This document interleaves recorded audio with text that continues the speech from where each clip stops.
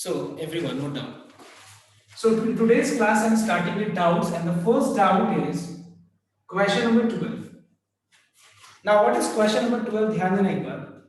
Now यहाँ पे actually problem ये है कि question को पढ़ा बहुत लोग ठीक से नहीं है, शायद मुझे ऐसा लग रहा है. So we are talking about sum number 12 where you have got two persons, Arun and Ved, who are appearing for an interview for two different vacancies. Okay, make sure everyone, वो दो अलग अलग वैकेंसीज के लिए वो लोग दोनों मतलब वो लोग अपीयर कर रहे हैं. ठीक है, इंटरव्यू के लिए अपीयर कर रहे हैं. ठीक है, दो अलग अलग वैकेंसीज के लिए. अरुण का सिलेक्शन का प्रोबेबिलिटी 1/4 है. वेद्स का रिजेक्शन, ध्यान देना एक बार, वेद्स का रिजेक्शन का प्रोबेबिलिटी दिया हुआ है. इसमें बहुत लोग शायद ठीक से पढ़े नहीं होंगे, उसको भी क्या किए होंगे, सिलेक्शन ले लिए होंगे 1/3 को. दैट्स व्हाई आंसर शायद नहीं मिला हो. लेकिन हम एक बार करके दिखा देते हैं. Let E1 be the event that Arun is selected. Okay, ठीक है, Arun is selected. E2 be the event that Ved is selected.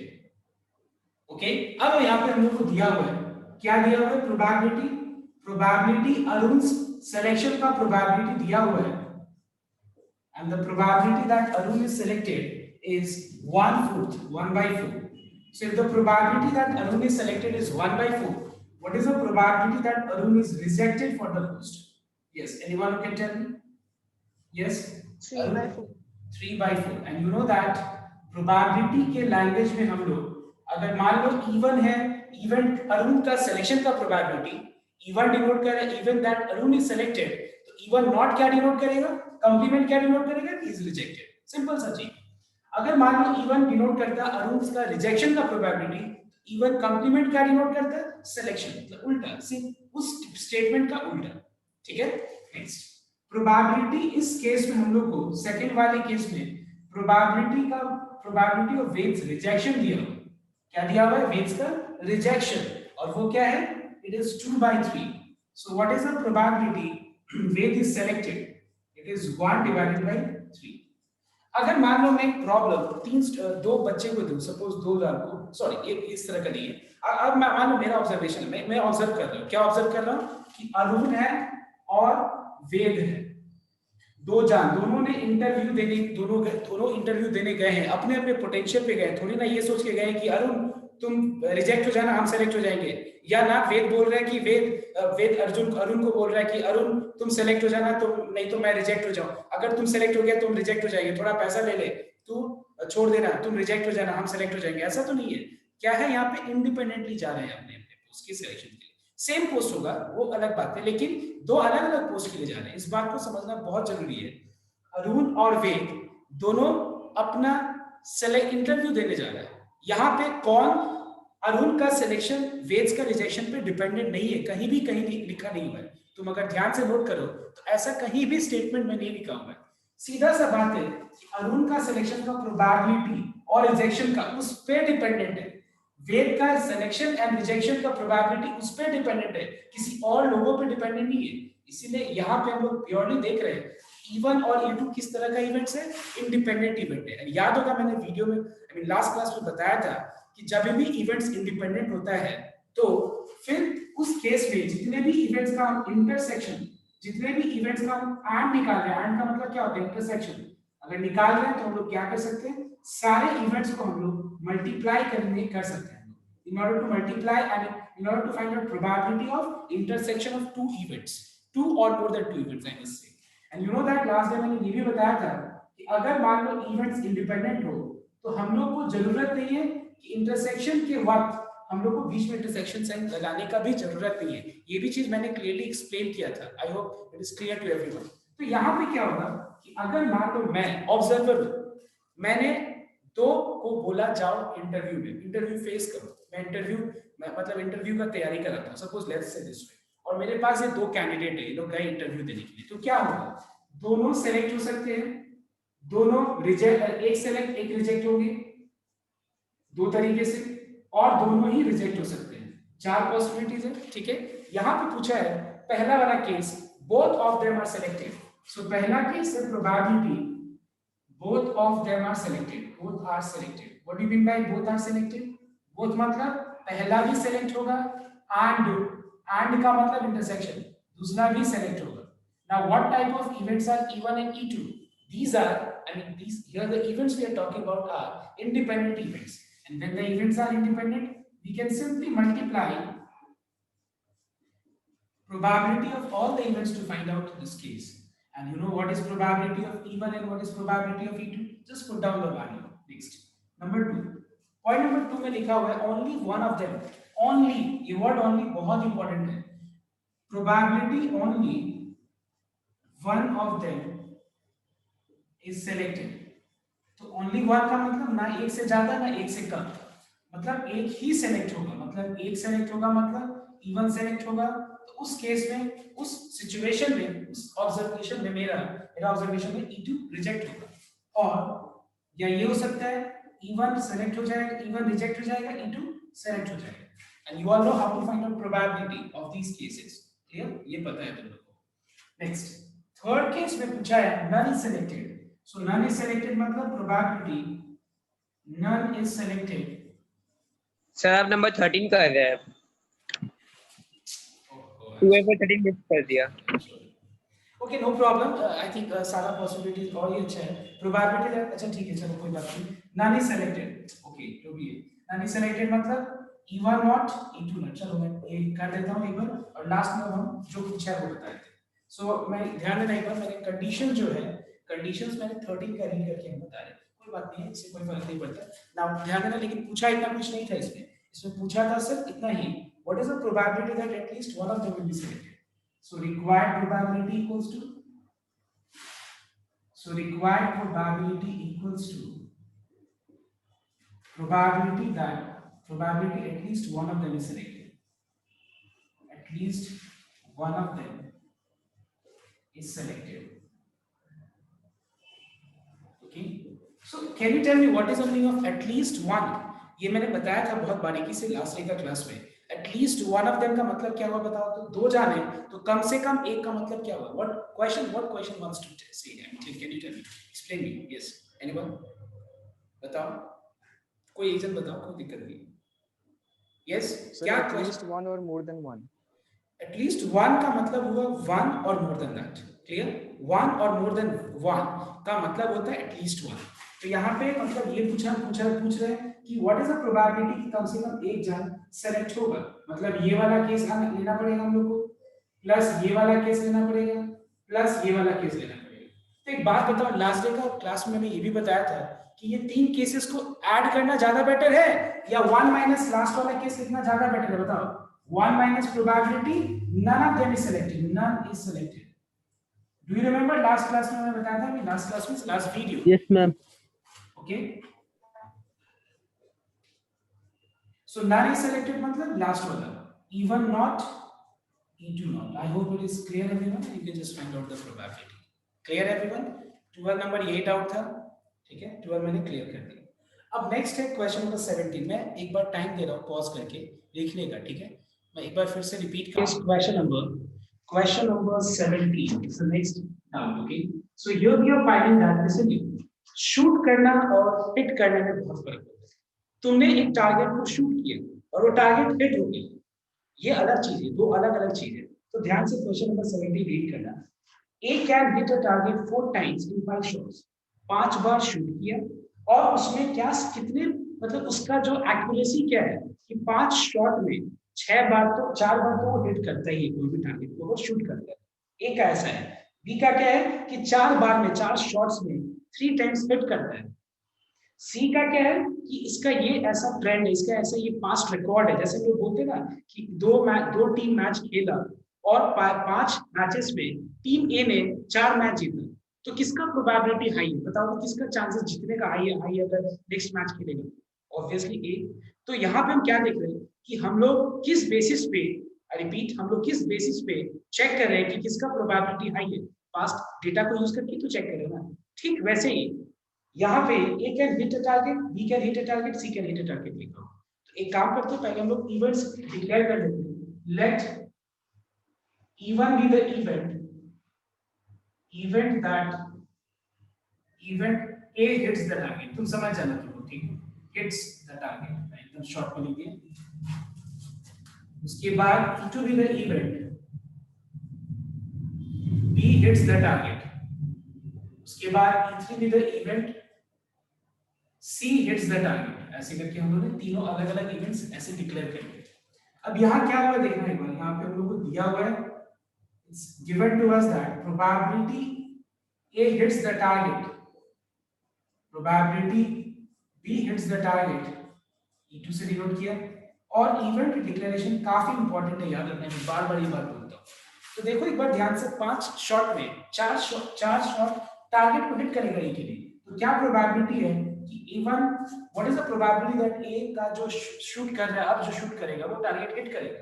It is 4 out of 5। Are you understanding what I mean? Clear और not? Because what is probability?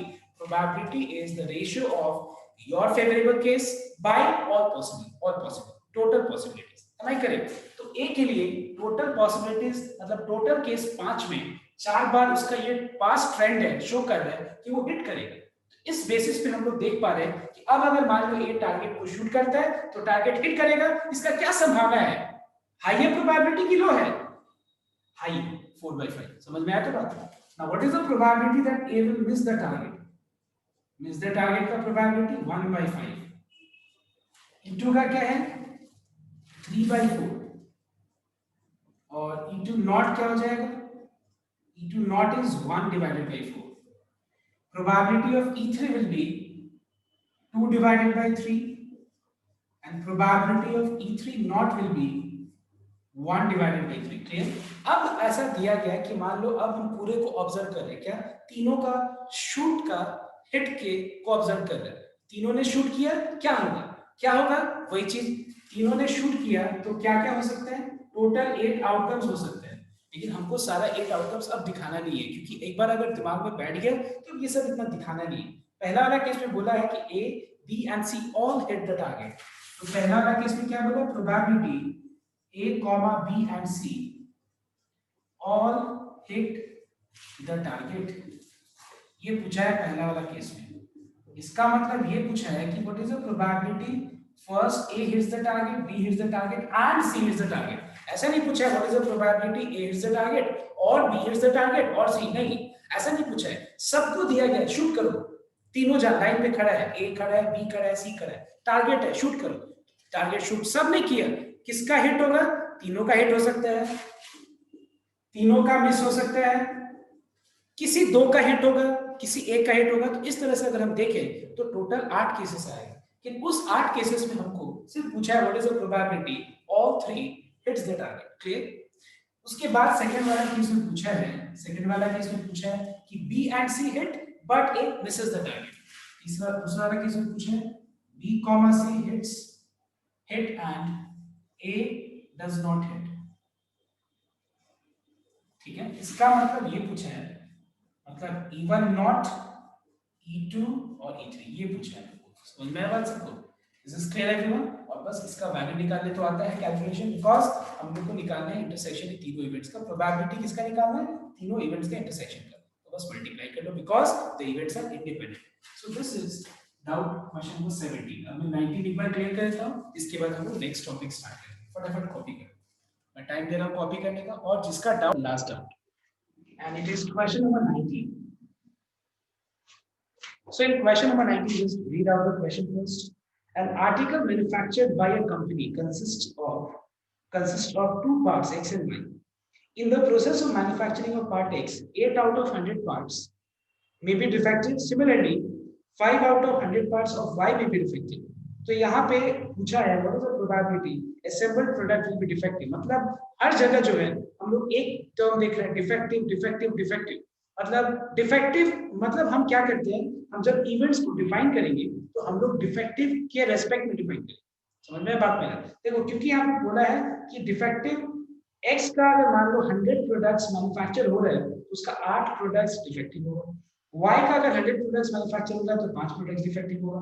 तो what is the probability assembled product will be defective? मतलब अगर दोनों को individually बनाते हैं तो independently defective होने का चांसेस ये है, लेकिन अब असेंबल किया जाता है तो क्या संभावना है कि वो जो असेंबल करके जो प्रोडक्ट बनेगा वो भी डिफेक्टिव होगा। मतलब हम लोग हर जगह क्या देख रहे हैं, डिफेक्टिव के टर्म्स में पूरा क्वेश्चन को देख रहे हैं। तो हम क्या करेंगे सबसे पहली चीज, ध्यान दीजिए, late even be the event that x is defective. तुम समझ जाना, पार्ट x ये सब मैन्युफैक्चर किए करने के बाद, ये सब मैं कुछ नहीं लिख रहा हूं स्टेटमेंट, तुम समझ जाना. Even with the event that x is defective. Clear? E to be the event that y is defective. ऐसे करके मैंने डिक्लेयर कर दिए इवेंट्स को. अब क्या संभावना है कि मैंने एक रैंडमली पूरा प्रोडक्ट्स में से, पूरा प्रोडक्ट्स मतलब कौन सा product, product x, article x, ठीक है ना, मतलब प्रोडक्ट x का बहुत सारा प्रोडक्ट रखा हुआ है मैन्युफैक्चर होने के बाद अलग सा, और मैं वहां से रैंडमली एक मैंने पिक किया. क्या पिक किया? Product x. पिक करने के बाद क्या संभावना है कि वो प्रोडक्ट डिफेक्टिव होगा, बताओ तुम लोग. यस, क्या संभावना है कि वो प्रोडक्ट डिफेक्टिव होगा, बताओ तुम. चलिए 8 by 100. by 100. yes, I think it is clear to everyone because ये देखो लिखा हुआ है कि out of 100 products manufactured by, I mean x type का अगर 100 products मैन्युफैक्चर होता है तो उसका 8 प्रोडक्ट्स डिफेक्टिव होगा. तो क्या संभावना है कि वो पूरा लॉट जहां पूरा सिर्फ 100 नहीं बहुत कुछ रखा हुआ है वहां से मैंने एक चूज किया तो वो डिफेक्टिव होगा. डिफेक्टिव होने का संभावना क्या है? 8 by 100. क्या प्रोबेबिलिटी कि वो डिफेक्टिव नहीं होगा? It is 92 by 100. देखो ध्यान से इस चीज को नोट करना बहुत जरूरी है कि प्रोडक्ट x और y इंडिपेंडेंटली, ये अलग अलग प्रोडक्ट्स, समझ में आया तो बात, इसको अलग अलग देखना. x इंडिपेंडेंटली डिफेक्टिव है, नॉट डिफेक्टिव है, उसका ये संभावना है. Product 2 I mean y defective है, उसका संभावना क्या है? मैंने शायद कुछ गलत लिख दिया ना, ठीक है, 5 out of 100. ठीक है, इस 5 out of 100 and e2 not क्या होगा? 95 out of 100. अब हुआ क्या? अब ध्यान देने के बाद अब जो है नया एक प्रोडक्ट बना. किसको कैसे बना बताओ तो? ये दोनों प्रोडक्ट्स को असेंबल करके नया प्रोडक्ट तैयार हुआ. ठीक है, दोनों प्रोडक्ट्स को असेंबल करके अगर नया प्रोडक्ट तैयार हुआ, ठीक है, जैसे मान लो एक बहुत सिंपल से एग्जांपल लेते हैं. ये जो मैंने वॉच, आई मीन जो मैंने वॉच पहना है, इस वॉच में अगर मान लो सिर्फ दो ही चीज को ले, एक बैटरी और दूसरा ये वॉच. ठीक है, अगर मान लो ये वॉच खराब है और बैटरी खराब है इंडिपेंडेंटली, मतलब ऐसा तो होगा ना कि ये वॉच कभी क्या होता है, देखते हैं कि हम लोग कभी जाते हैं और बैटरी हम लोग चेंज करके लाते हैं तो वॉच चलने लगता है. कभी कभी क्या होता है कि बैटरी सही रहता है, वॉच को पूरा हमको ठीक करना होता है, ऐसा भी होता है. तो वॉच में अगर हम दो ही प्रोडक्ट दिमाग में सोचे, बैटरी और वॉच, दो चीज, ठीक है, तो ये वॉच जो है कब सही होगा? सही तभी होगा जब ये दोनों कंपोनेंट्स इंडिपेंडेंटली काम करेगा, तब जाके ओवरऑल ये जो वॉच दिख रहा है ये काम करेगा. मैंने एक एग्जांपल, सिंपल सा एग्जांपल दिया. ठीक वैसे ही ये दो प्रोडक्ट, ऐसा भी तो हो सकता है ना, मेरा घड़ी में ऐसा भी हो सकता है, जब टाइम मेरा खराब होगा तो ऐसा भी हो सकता है. टाइम खराब मतलब कि ये टाइम मतलब मेरा टाइम खराब, घड़ी का नहीं, तो उस समय क्या होगा कि घड़ी भी खराब होगा, बैटरी भी खराब होगा. ऐसा भी हो सकता है जब मेरा वक्त अच्छा होगा, तो कभी कभी होता है ना, देखते हैं ना कि खराब होते जाता है, सब कुछ खराब होते जाता है. तो वैसे ही बैटरी भी खराब है, तुम चेक कराने गए, बैटरी भी खराब है और ये भी खराब है, घड़ी भी खराब है. तो हम क्या देखेंगे कि दोनों प्रोडक्ट्स को अगर इंडिपेंडेंटली देखें तो दोनों प्रोडक्ट्स खराब सही है, समझ में आया तो बात? दोनों में से कोई एक खराब है, दोनों का दोनों खराब है, लेकिन ये पूरा मिलाकर के एक प्रोडक्ट है. ये पूरा मिलाकर के एक प्रोडक्ट बना है, जो प्रोडक्ट बना है वो प्रोडक्ट फंक्शन, ये प्रोडक्ट फंक्शन कब करेगा बताओ तो? ये प्रोडक्ट फंक्शन कब करेगा? जब दोनों का दोनों चीज सही होगा, तभी तो ये ओवरऑल फंक्शन करेगा. कि कोई एक चीज दोनों से सही होने से हो जाएगा, बैटरी खराब होगा तो ये घड़ी चलने लगेगा? नहीं. ये घड़ी खराब होगा और बैटरी सही होगा तो चलेगा? नहीं. दोनों खराब है तो चलेगा? नहीं. कब चलेगा बताओ तो? जब बैटरी और घड़ी दोनों फंक्शन करेगा प्रॉपर्ली इंडिपेंडेंटली. समझ में आया बात? तो यहाँ पे क्वेश्चन में बोला है what is the probability that assembled product, दोनों को असेंबल करके जो प्रोडक्ट तैयार हुआ वो प्रोडक्ट सही होगा, विल नॉट बी डिफेक्टिव. कब होगा? तो रिक्वायर्ड प्रोबेबिलिटी क्या है? Required probability equals to probability that the assembled product,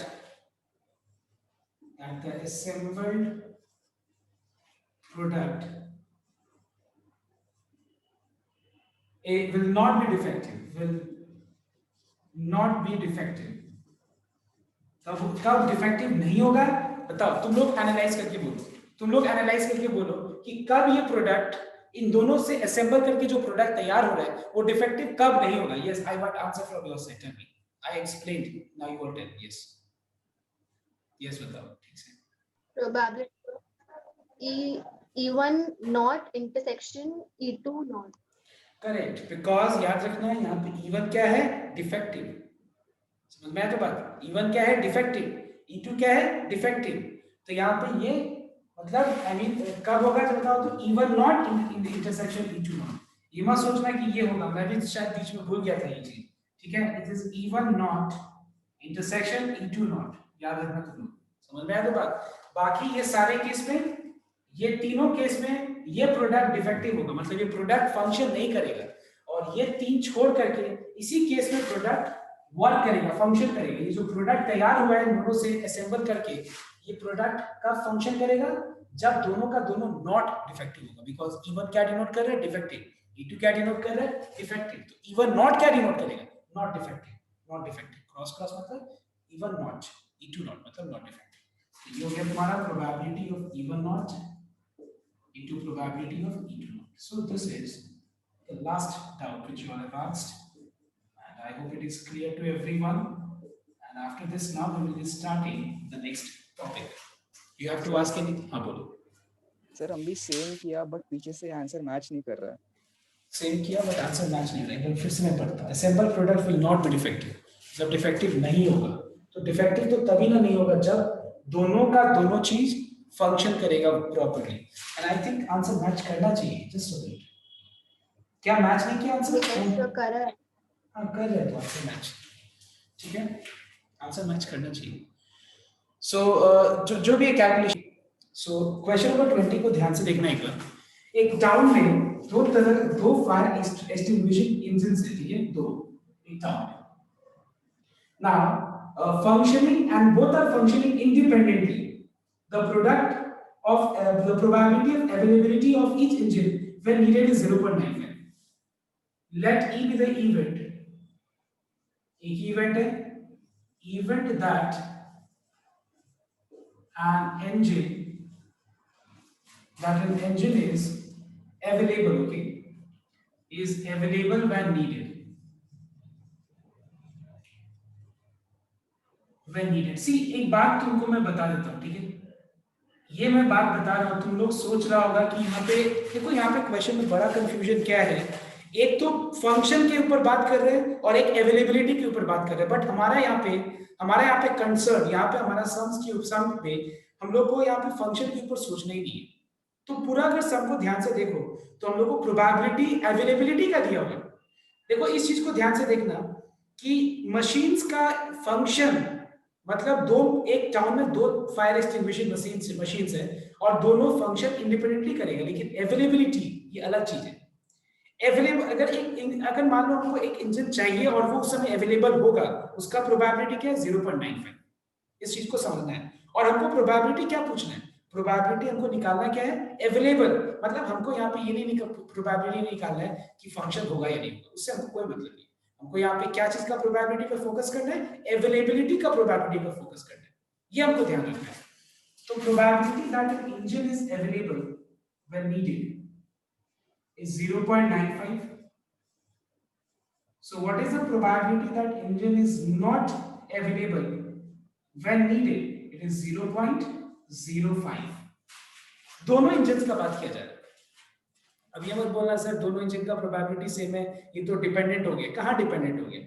मान लो जैसे प्रोबेबिलिटी की पहला बार में हेड आएगा हाफ है, प्रोबेबिलिटी सेकंड बार में हेड आएगा हाफ है, प्रोबेबिलिटी थर्ड बार में हेड आएगा हाफ है. तो क्या सब डिपेंडेंट है, सबका प्रोबेबिलिटी सेम है? तो बिल्कुल नहीं है.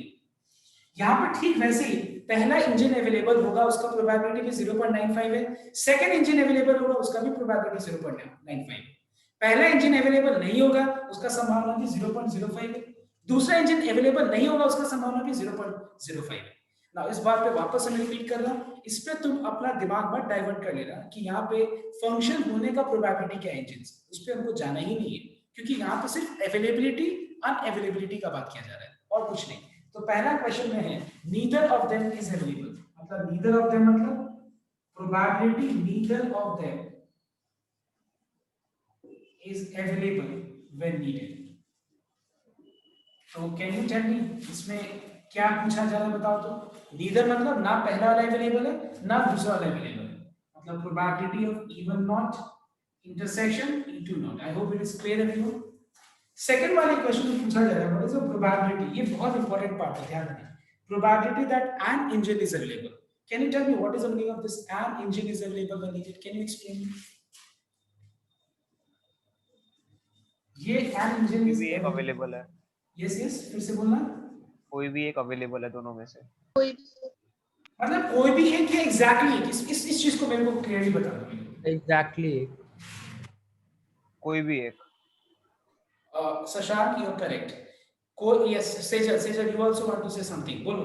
देखो इसके साथ तुम लोग डिबेट कर सकते हैं, मुझे कोई दिक्कत नहीं है, बोलो कि सर आप। फिर मतलब इसमें चार सैंपल्स निकलेंगे, इसमें 2 होगा जो कि एक चलेगा एक नहीं चलेगा, दोनों चलेगा, दोनों अवेलेबल होगा, एक अवेलेबल दूसरा अनअवेलेबल, पहला अनअवेलेबल दूसरा अवेलेबल, दोनों अनअवेलेबल, 4 केस होगा।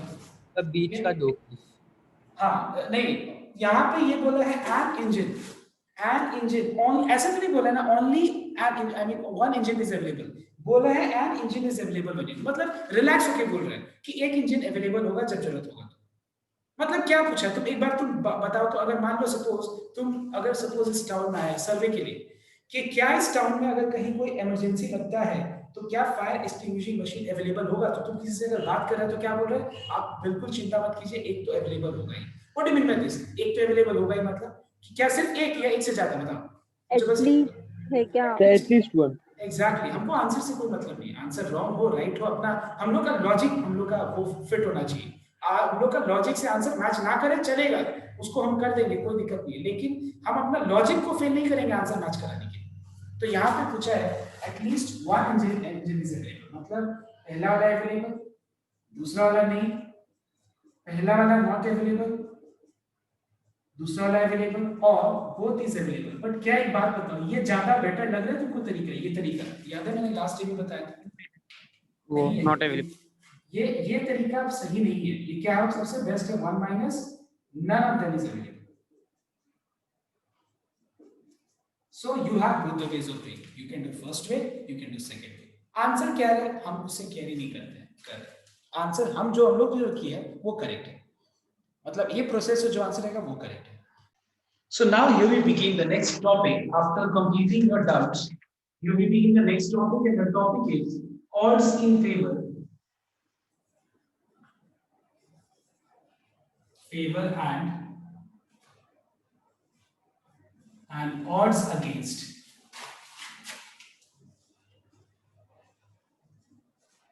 Now actually let me tell you one thing. ये ऐसा कुछ बहुत ज्यादा तुम्हारा कोई डीप कंसेप्ट नहीं है, ये एक्चुअली प्रोबेबिलिटी एक तरह का लैंग्वेज है। एक बात बताओ, जब भी हम लोग कोई चीज का एक्सपेक्टेशन, मतलब कोई भी चीज का होने या ना होने का संभावना कैलकुलेट करेंगे, जैसे मान लो एकदम कॉमन एग्जांपल, जैसे हम डाई को रोल करेंगे, तो क्या हम लोग जब तक एक तुम सोचो कि नॉर्मल जगह तुम खेलने बैठा है, ठीक है, जहां पे सब मैथमेटिक्स स्टूडेंट्स नहीं है 11 12 वाले, ठीक है, तो वहां अगर मान लो कोई बोलेगा नहीं 1 आएगा, क्या चांस है? 50-50 चांस है। कुछ लोग कुछ भी बोल देगा ना, 50-50 चांस है, 90% चांस है, तुम बोलेगा 100% हम लाके दिखाएंगे, है कि नहीं? ऐसे बोलते कि नहीं लोग?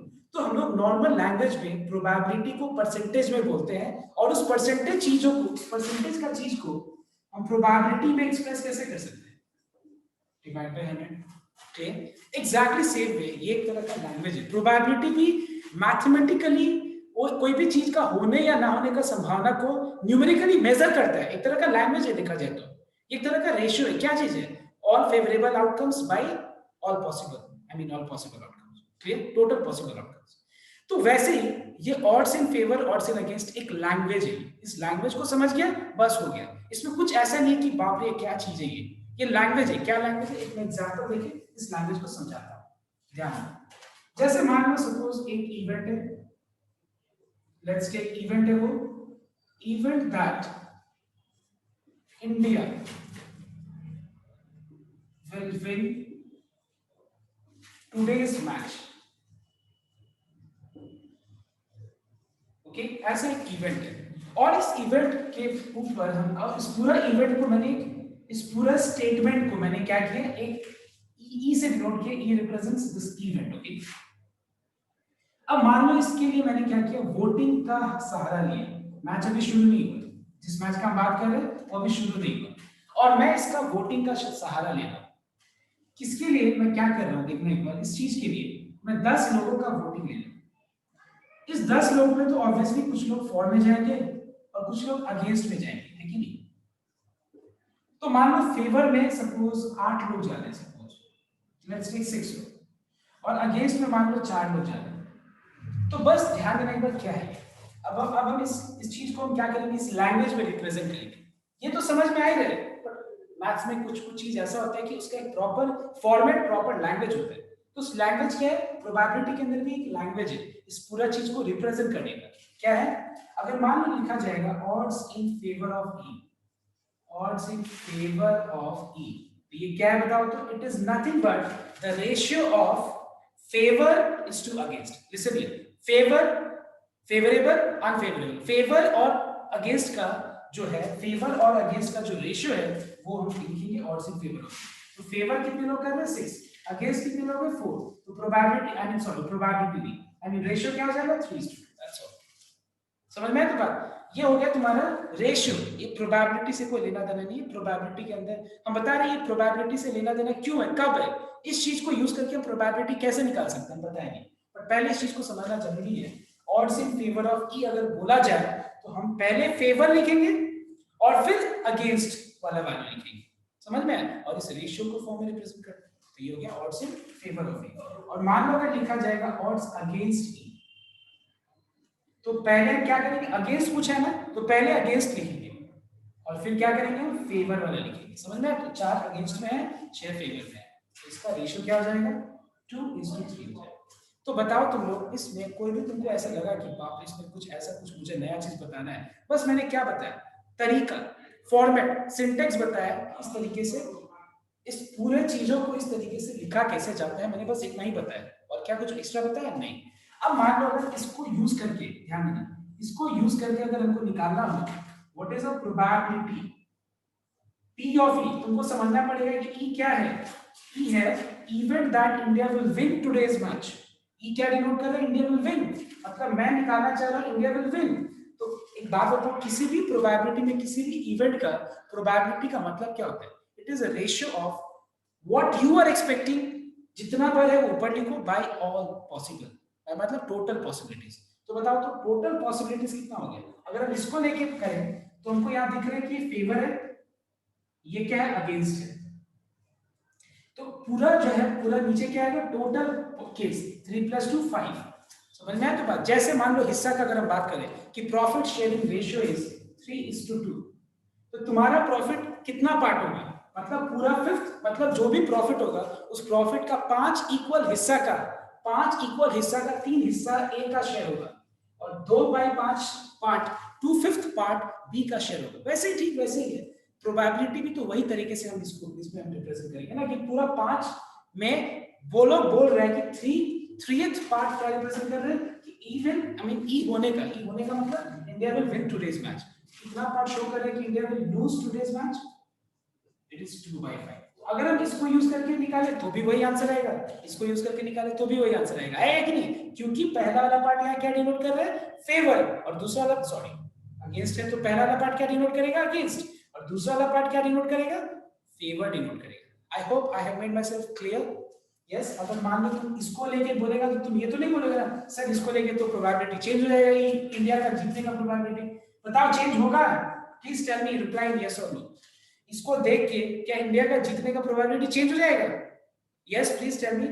नो सर, कभी चेंज नहीं होगा, क्योंकि यहाँ पे सेम वही चीज आएगा, 2 + 3 5 नीचे, और यहाँ पे 3 ऑड्स अगेंस्ट, मतलब ये अगेंस्ट है ये फेवर है, फेवर हम पूछ रहे हैं, होने का पूछ रहे हैं, तो होने का संभावना 3/5, नहीं होने का संभावना 2/5।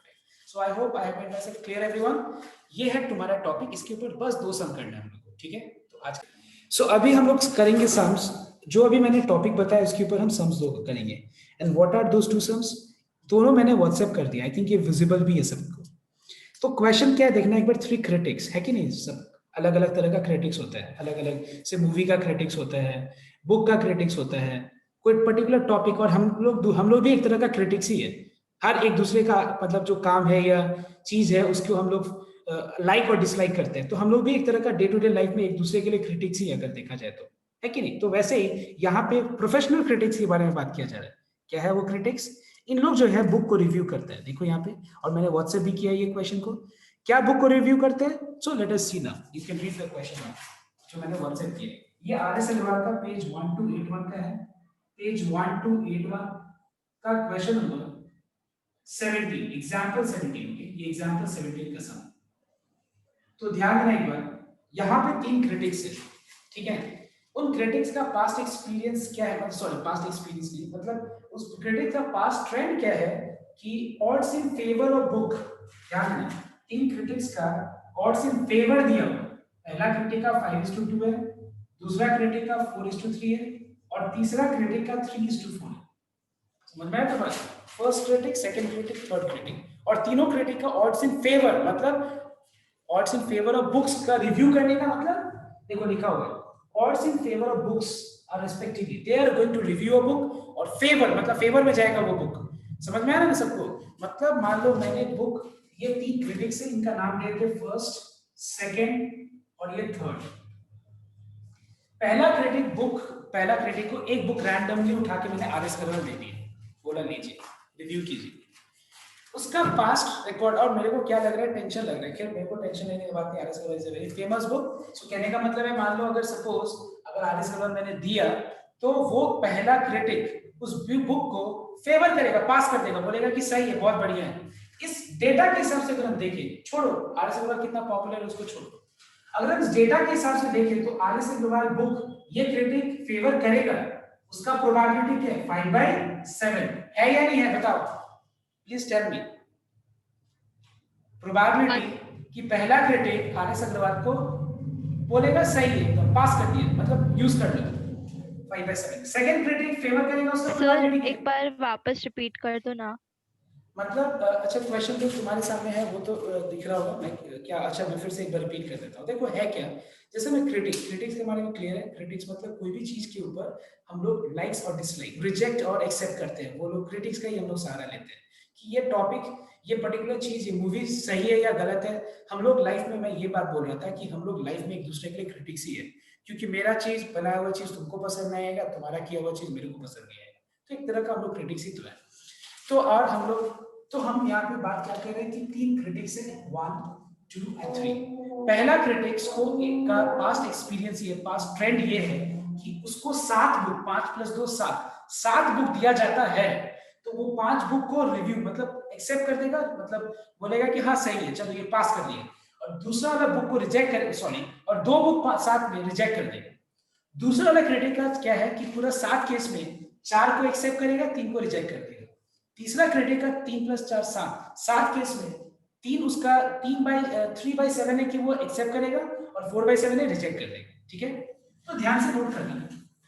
सर बट पता कैसे चलेगा इन लोग 2 रिजेक्ट किए, 5 ने मेंशन तो नहीं किया है? लिखा हुआ है odds in favor, if you read the question it is written odds in favor मतलब तो ऑब्वियसली पहला वाला वैल्यू फेवर है और दूसरा वाला वैल्यू क्या है? अगेंस्ट में।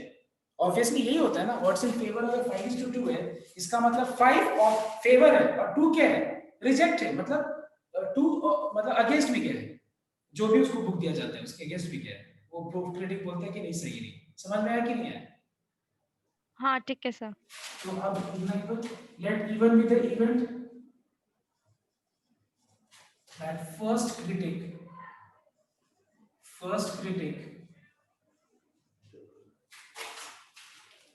favors the book.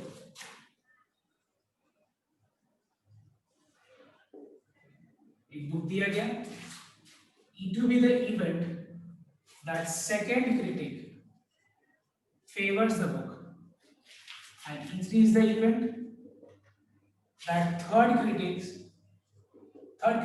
favors the book.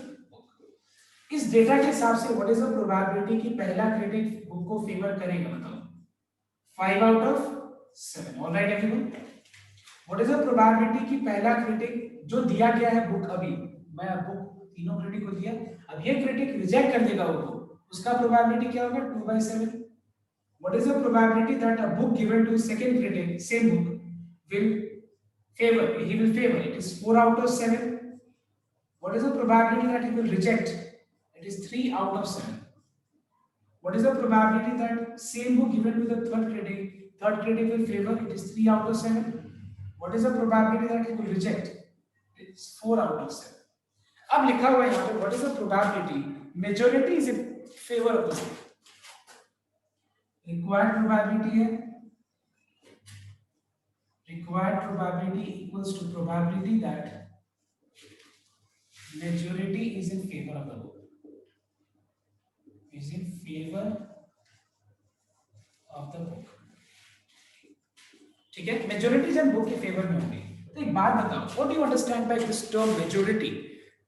बहुत तुम लोग के लिए कॉमन है सर, मेजोरिटी अगर जीतेगा तो हम लोग जीत गए, मेजोरिटी अगर वोट किया तो हम लोग जीत गए। सॉरी, मतलब अगर मेजोरिटी का ओपिनियन एक आता है तो मतलब वो चीज सही है, ऐसा माना जाता है। तो वैसे ही अगर मान लो एक बुक अगर 3 क्रिटिक्स को दिया गया तो मेजोरिटी वर्ड का मतलब क्या होता है, कोई बता सकते हैं? What is the meaning of first majority? मतलब क्या होता है बताओ? यस, 2 या 2 से ज्यादा। मेजोरिटी मतलब मोर देन 50%। मतलब अगर मान लो आज जितने लोग हैं, अगर मान लो मैं कल अगर ट्यूशन रखना चाहूँ और मैं तुम लोग को ओपिनियन लेना चाहता हूँ और मैं अगर ये वर्ड यूज कर दूं कि मेजोरिटी वोट किया तो कल ट्यूशन रख देंगे, नहीं तो नहीं रखेंगे, तो मेरे लिए मेजोरिटी मतलब क्या हुआ? 32 लोग हैं अभी प्रेजेंट, अगर 17 लोग कर दिए तो मुझे देना पड़ेगा, लेकिन 16 हुआ तब तो मुझे डिसाइड करना पड़ेगा। तो ठीक वैसे मेजोरिटी मतलब मोर देन हाफ। तो 3 में मोर देन हाफ मतलब क्या हुआ? 2 या 2 से ज्यादा, मतलब 2 जन फेवर करेगा तो बुक ये सही है, मतलब मार्केट में चल जाएगा बुक जो मैंने इन लोगों को दिया है रिव्यू करने के लिए तीनों क्रेडिट्स को। अगर 3 करेगा तो बहुत अच्छा, ये मैं बात बोल रहा हूँ। देखो इसी चीज को मैं बात बोल रहा हूँ, मतलब मेजोरिटी मतलब सिर्फ 2 नहीं, बात को समझो, मेजोरिटी मतलब सिर्फ 2 नहीं, 2 या 2 से ज्यादा। तो क्या होगा? तीनों क्रेडिट्स फेवर करेगा बुक, 2 फेवर करेगा, 1 रिजेक्ट करेगा। 3 तरीके से, कोई 1 फेवर करेगा, 2 रिजेक्ट करेगा, 3 तरीके से, और तीनों बुक को रिजेक्ट कर देगा 1 तरीके से। ठीक है, अब बताओ what is the meaning of majority? What do you understand by majority out here? Which case बताओ? First, second, third, fourth, fifth, sixth, seventh, eighth, which case do you think is majority? Which case?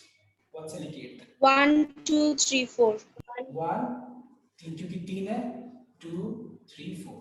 अगर ये 4 case क्या show कर रहे हैं? Majority show कर रहे हैं। समझ में आया तो बात? मेजोरिटी मतलब मान लो मैंने एक बुक आर्य सब्रवाल उठा करके और मैंने बोला ए 1 को 2 को 3 को रिव्यू करके बताइए, तो फिर मेजोरिटी का मतलब क्या हुआ? मेजोरिटी मतलब 2 जन ओके कर दिया या 3 जन ओके कर दिया। तो 2 जन ओके किया तो तीसरा क्या करेगा? तीसरा रिजेक्ट करेगा। यहाँ पे दूसरा रिजेक्ट किया, यहाँ पे पहला रिजेक्ट किया, सेकंड और थर्ड। देखो यहाँ पे 2 ये 3 केस में 2 3 4 में 2 केस आ रहे हैं कि फेवर किया, और पहला केस में तीनों फेवर कर। तो मुझे 1 2 3 4 चारों केस को यहाँ रिप्रेजेंट करना पड़ेगा। ऐसे E1 E2 E3 plus E1 E2 not E3 plus E1 E2 E3 not plus E1 E2 E3. I hope you have understood everyone. Check once. Sorry. मतलब यहाँ पे पहला वाला रिजेक्ट किया, बट 2 तो किया ना एक्सेप्ट, तो इसको भी मेजोरिटी बोलेंगे। दूसरा वाला रिजेक्ट किया, पहला और लास्ट एक्सेप्ट किया, तो इसको भी तो मेजोरिटी बोलेंगे। ये भी मेजोरिटी के अंदर आएगा। वो तो एकदम परफेक्ट मेजोरिटी। तीनों जन है, तीनों जन फेवर कर। सर खाली केस 1 होना चाहिए ना? Majority. What is the meaning of the term majority? Please can you explain me? Majority मतलब क्या होता है? Majority मतलब अगर मान लो 3 जन है, तीनों जन हुआ तो ही मेजोरिटी होगा। क्या हम लोग तुम अपने नॉर्मल लाइफ में मेजोरिटी मतलब क्या बोलते हैं? बताओ मेजोरिटी मतलब क्या होता है? मोर देन 50% लोग सपोर्ट करेगा तो मेजोरिटी बोलते हैं कि नहीं? बताओ। हाँ, तो मोर देन 50% 3 में मोर देन 50% का मतलब क्या होगा? बताओ। 50% तो 1.5 होगा नहीं ना, काउंटिंग तो 1.5 पे हम कर नहीं सकते ना, तो 1.5 से ज्यादा क्या हुआ? 2 हुआ ना, तो 2 या 3 मतलब एटलीस्ट 2 जन फेवर करेंगे तो फेवर। समझ में आया या नहीं? बताओ। ठीक है सर। ना आज मैं क्या करता हूँ कि ये जो दूसरा क्वेश्चन है जो मैंने भेजा है, ये मैं तुम लोग पे छोड़ देता हूँ एक बार, और मैं देखता हूँ कि तुम लोग कर पाते हैं। अगर नहीं होगा तो हम लोग नेक्स्ट डे इसके ऊपर डाउट सॉल्व करेंगे। क्लियर? आज हम इतना ही रहने देते। तो देखो ध्यान देना, मैं क्या करूंगा